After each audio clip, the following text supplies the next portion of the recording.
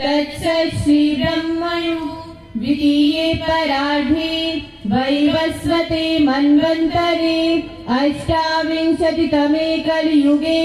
कलिप्रथमचरणे एकेन वृन्देन सप्तनवत्या कोटिभिः एकोनत्रिंशता लक्षैः एकोनपञ्चाशता सहस्रैश्च युते सप्तविंशत्यधिकशततमे ख्रीष्टाब्दे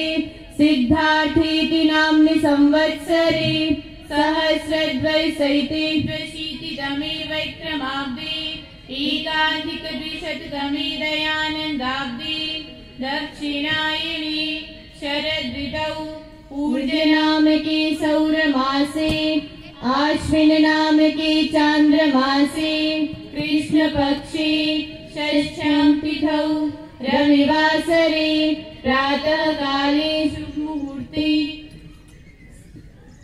वृश्चिक लग्नोदये जम्बूद्वीपे भरतखण्डे आर्यावर्त देशान्तर्गते हरियाणा प्रान्ते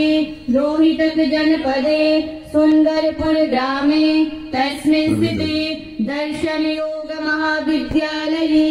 सर्वकल्याणार्थम् अस्माभिरत्र चतुर्वेद शतक पारायण यज्ञः क्रियते।